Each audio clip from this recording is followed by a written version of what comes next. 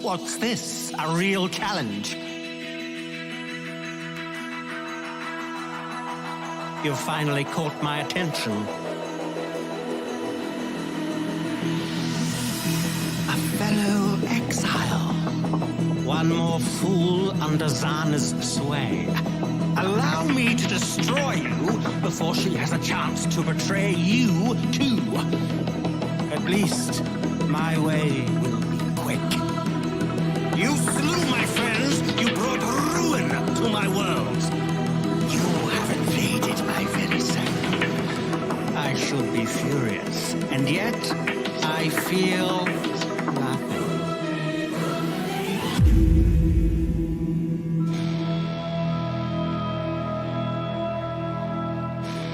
How boring and small.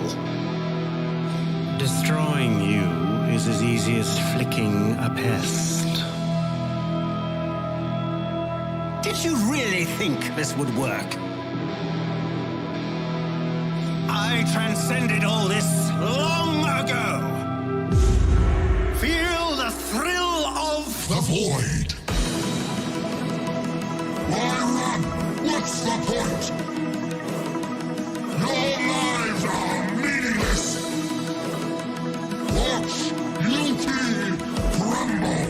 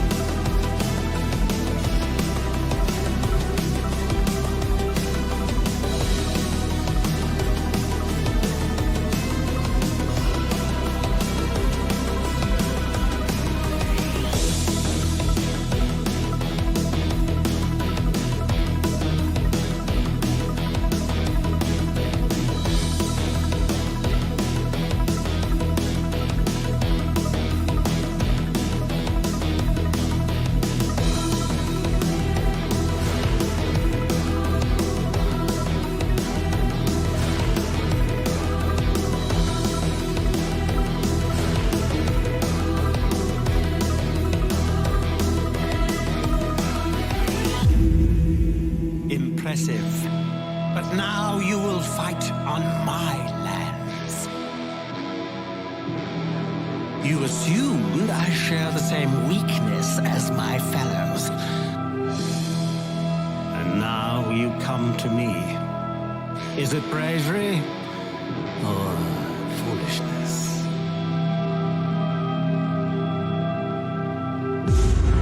You will long for non-existence. Greetings, Exiles, I'm Gav. Welcome to another off-meta build overview. Today we'll be exploring my Poison Flameblast Pathfinder. The change to the Plaguefinger gloves, providing up to 30% chance to poison, made me really want to try them out. In the description you'll find the Path of Building import for this build if you're interested. And without further ado, let's dive in. I'm really happy with how the build came together, and I'm still tweaking and iterating a bit further since I'm just having so much fun with it. To understand how it functions though, I needed to better understand the new poison scaling in Path of Exile 2. In the description I'll have a link to Dreamcore's really awesome Mobalytics guide, fully breaking this down. But the TLDR version, to apply poison you need to first hit the monster with physical or chaos damage. We get around this with the Plaguefinger gloves, which allows a hit of any damage type to apply poison. Between the newly added chance to poison on these gloves and several jewels that double dip with ailment application and chance to poison on hit, we relatively easily achieve the 100% chance to poison that we need to ensure that our poisons land every time. Now that we always poison and can poison with any damage type, I wanted a hard-hitting ability to apply it.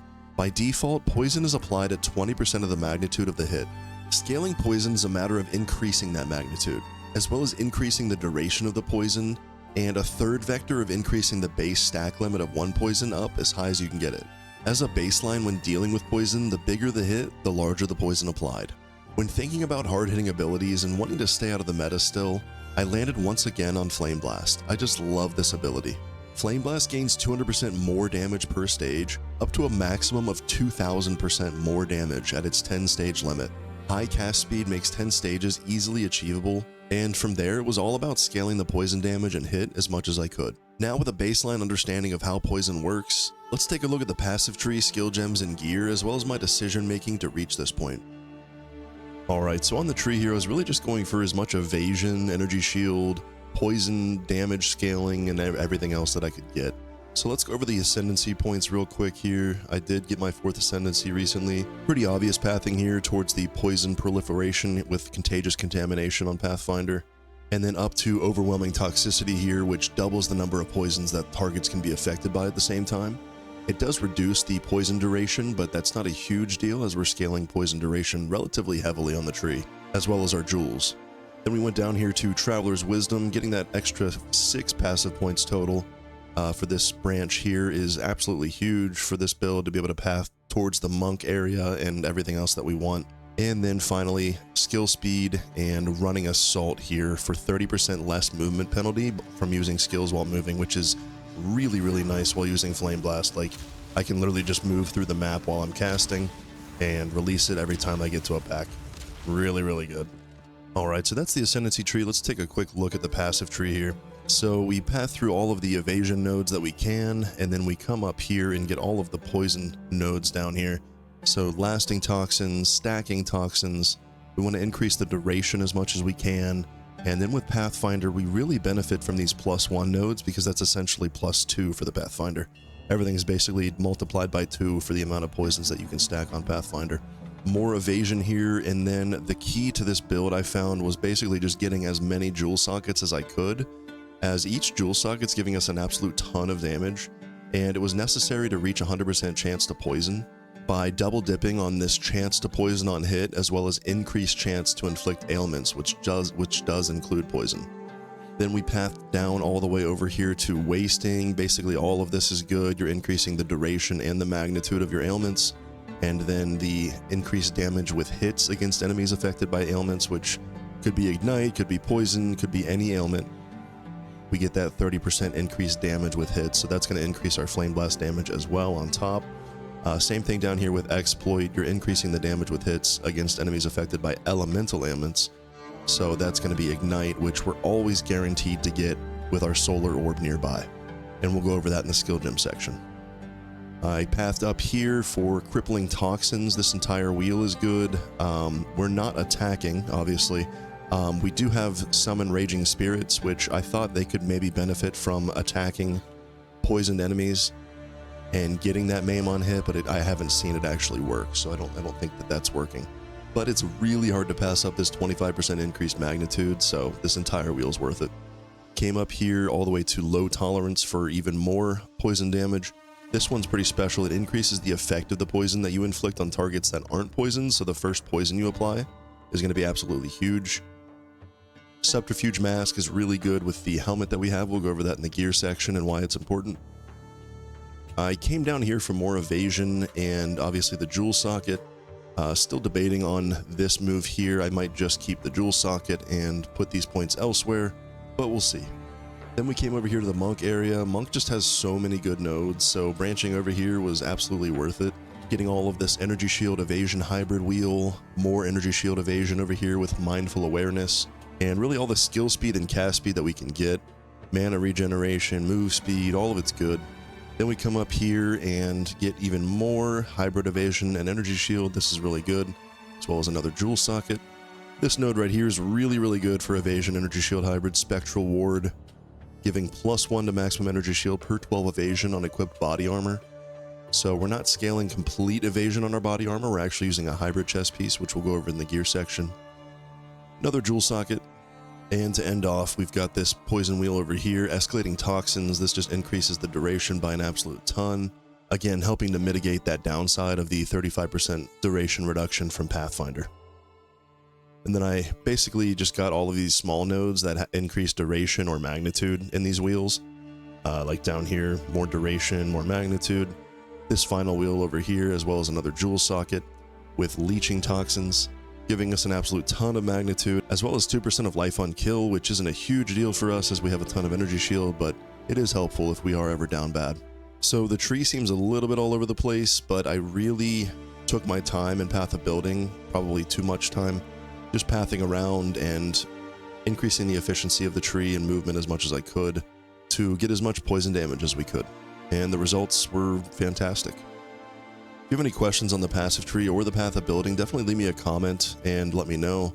If there's anything that you see that could be improved, I would love to hear your thoughts as well. Alright, let's move on to the skills. So we've got Sigil of Power here, that's our offhand staff that we swap to. Persistence for that as well, just to increase the duration that it's down. So we put that down, and that's when we're casting our Flameblast from there. And what this is doing for us essentially is if we can stand in it, which is a little bit difficult during boss fights, but when you are able to, we're spending a ton of mana already, so we get those stages relatively quickly, and that can get us all the way up to 60% more spell damage, which is scaling our Flameblast by a ton. Then we come down here to our single target Flameblast skill here. It is at level 20 and 6 linked. I've been relatively lucky with drops here lately. Considered casting attached to it. That does decrease the cast speed, but 40% more damage is hard to turn down in a single target situation. Concentrated effect on top of that for 40% more damage as well. Fire Mastery just to increase that skill gem even further. Momentum, this is really cool because we move around really quickly now with Pathfinder, even while we're channeling, so we're relatively easily able to get that 2-meter distance that we need to get 40% more damage. And then finally, Elemental Focus, because we don't care too much about the ignite that's caused by Flameblast, we're just looking for the heaviest hit that we can get for the highest poison that we can get.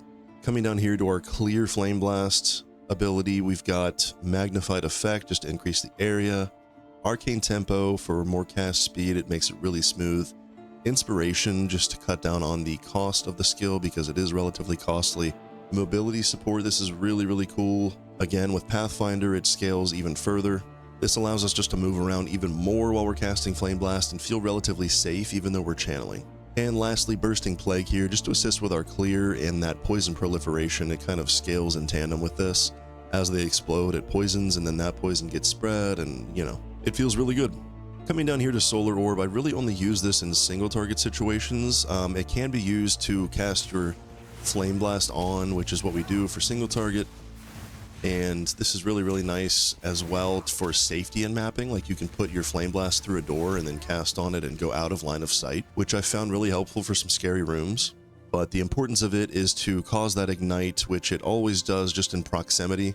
All it needs to be is nearby the enemy in order to cause that ignite, and then that scales all of our increased damage with hits against enemies afflicted by elemental ailments. So again, we're not scaling ignite or caring too much about the ignite, but having a instant source of it is really nice. Despair, we're leaving this as low level as possible because the mana cost is absolutely ridiculous, but we do want to reduce the chaos resistance of the enemies. Poison damage doesn't scale with chaos damage anymore, but poison is still dealing chaos damage once it is applied, so that chaos resistance reduction is really important. Next up, we've got some utility in Ball Lightning here. I basically just use this to get shocked ground down, and we do have a relatively high shock magnitude because we're scaling magnitude of ailments on the tree and on our jewels. I think it's up to like 40 or 41% magnitude on bosses, so that's pretty good. That's 41% increased damage just for having that down, and the shock ground lasts a long time, so really good. It's also really nice to get around the map occasionally and get out of tight spots if we need to ever. So I've been using this as kind of a pseudo blink when I am locked down, as Ball Lightning passes through the enemies and then I can port behind them. And finally, our auras. So we've got Raging Spirits here, and I found a pretty cool way to make Raging Spirits apply Wither. So in order to apply Wither, you do need to be doing chaos damage with your hit, and so what I did was just add Chaos Infusion to my Raging Spirits, and they keep up just by casting Flameblast here. We're getting tons of Raging Spirits, and they keep withered up on bosses on single target situations always at 10 stacks. So this has been really nice to really automate Wither, not have to use that totem that gets killed and doesn't last a very long time and is just clunkier to use. This is completely automated Wither. So I thought that this was a pretty cool way of getting around some of the clunkiness that Wither can have. And it's pretty much free since we're just getting Raging Spirits from doing our single target damage. Then we have Ghost Dance. As we are scaling evasion to a relatively high degree, this is really nice to get back almost 600 energy shield every time we are actually hit. So that's really good recovery.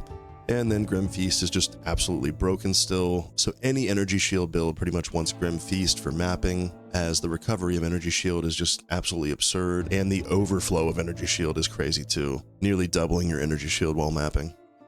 Lastly, let's go over the gear here. So our wand is, and you'll notice a theme here, we're pretty much just increasing the level of Flameblast that as much as we can. So +5 level to all fire skills on our wand is really nice. We're double dipping with some spell damage and fire damage there. Cast speed is great, and then mana regeneration, as we do use an absolute ton of mana. So I found getting mana regeneration and just flat mana as much as I could really solved that issue.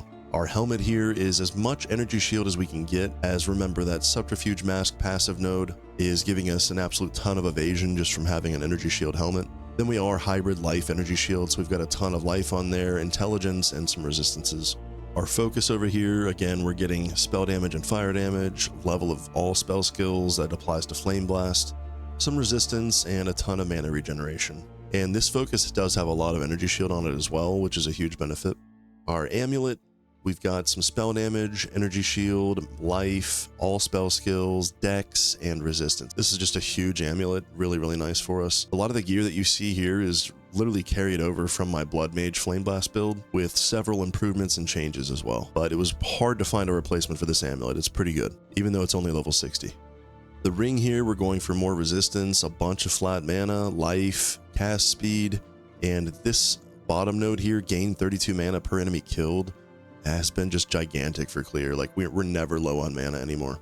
The body armor, we're going for as much evasion and energy shield as we can with this hybrid chest piece. The move speed implicit is really nice on Pathfinder. Ton of life, resistances, and not the best final suffix there, but this is a pretty expensive chest piece. This breach ring solves a ton of our mana issues with a bunch more flat mana and a bunch of mana regeneration rate, and we managed to get some resistances on there, life, and fire damage. The star of the show, and the reason that I made this build basically almost entirely, is the change to Plaguefinger gauze wraps.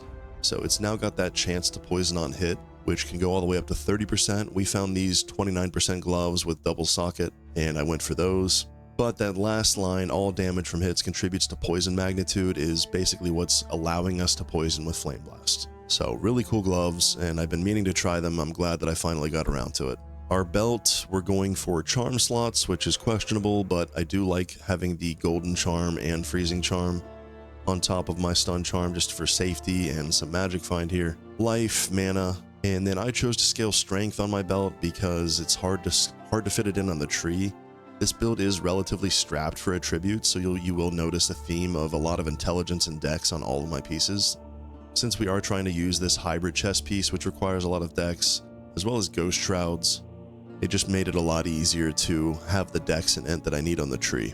Our boots, we're going for as zoomy as we can, so I found some 35% movement speed boots, life, mana. These have rarity on them, intelligence, and some resistances. So really just get resistances anywhere you can, and then I was choosing to get attributes on every piece that I could squeeze it into as well. Flasks are pretty normal here. We're just increasing the amount recovered as much as we can, and then gaining 0.25 charges per second on both our mana and life flask, just to try to maintain those during boss fights. All in all, I'm really happy with how the build turned out. I'm going to continue on this build for a bit longer and see if I can down Arbiter of Ash before I move on to my next build project. I think I have 1 or 2 more builds that I want to make before we'll be nearing a new league and new content in this early access. Once we have a bunch of new things to try and a fresh league to try them in, it'll be open season on build creation and testing all over again. I hope you all enjoyed the overview. Again, if you're interested in trying this out for yourself, everything I just went over can be found in the Path of Building link in the description. And I also included the GitHub link for Path of Building too if you haven't downloaded that. I highly recommend it. Like the video if you liked it, subscribe for more Path of Exile 2 content, and I'll see you all in the next one. Farewell.